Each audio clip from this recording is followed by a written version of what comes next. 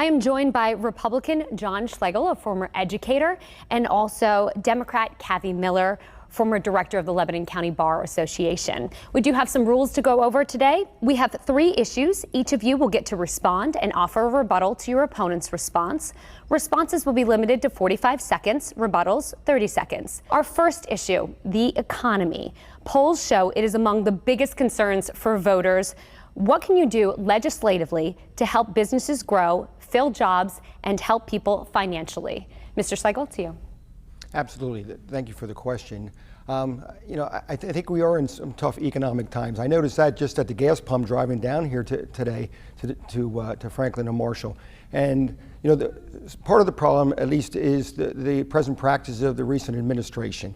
We cut back on our natural resources and the use and how it affects energy, and there was really no need for that. There's no reason that in Pennsylvania we can't be the energy supplier of not only the Commonwealth, the country, but also the world.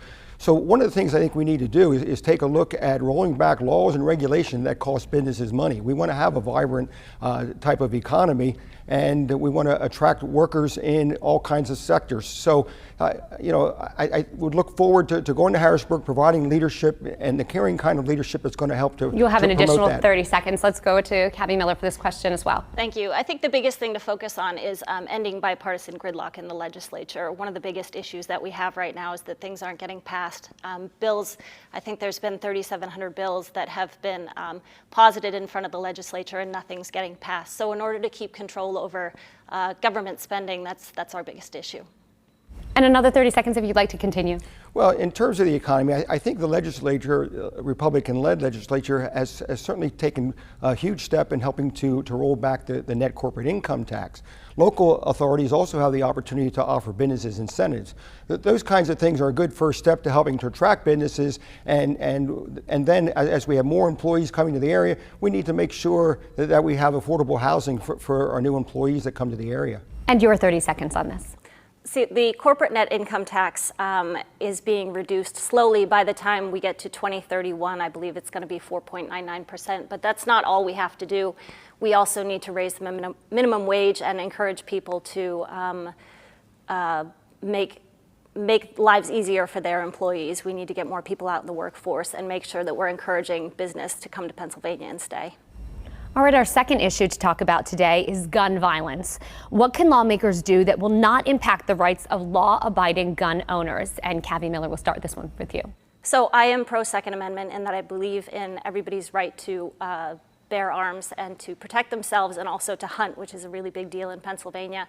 But I don't think anybody has benefited by the mass proliferation of military-style weapons. So I think that we need to have common sense gun laws to protect people. Mr. Schlegel? Yeah, I'm a big supporter of our Second Amendment rights. It's also protected for us in the Pennsylvania State Constitution. Most people that I know of that own firearms, they are security conscious, law-abiding, very responsible citizens. And to have further mandates that are masked by words that are just confusing doesn't do anything to help anyone.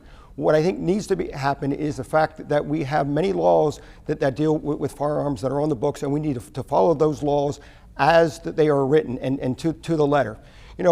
So many of these issues are issues where it needs a high level of caring and also leadership, and I've demonstrated that throughout my career.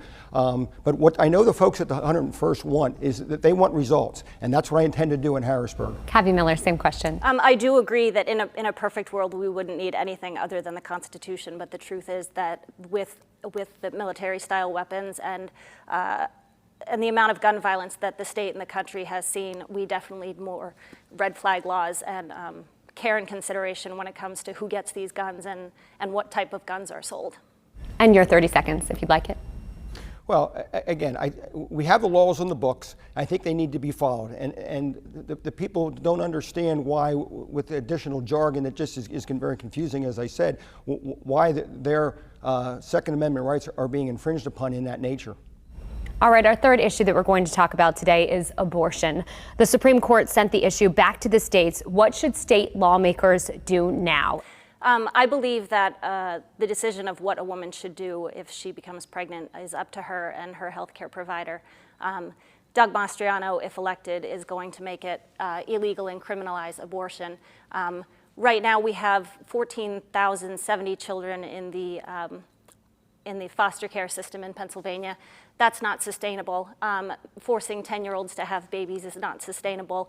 You know, questions where the mother's life is in danger or the child. There needs to be some give with this, and an absolute ban on abortion is not an option. Mr. Schlegel, same question. Well, I'm pro-life. And, you know, really what the Roe versus Wade decision did was to remand that back to the states as being a state right situation. And the voters are going to have a chance to weigh in on that on the ballot box should that become a constitutional amendment or be a potential constitutional amendment.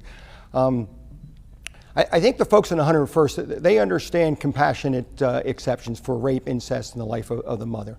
What they don't understand is abortion at the birth of a child. That's just too far extreme. This issue is personal. I have 5 nieces. I have 3 granddaughters. Both our sons are adopted at birth. So I understand this is very personal and it's a very emotional issue, and I care about that deeply. And you have 30 seconds to respond. Thank you. Late-term abortion isn't an option anyway, like right before the birth. So, you know, it is a personal decision, and it should be left up to the mother, and that's the end of that. And 30 seconds too, if you choose. Yeah, you know, I think we're all entitled to our own personal perspectives.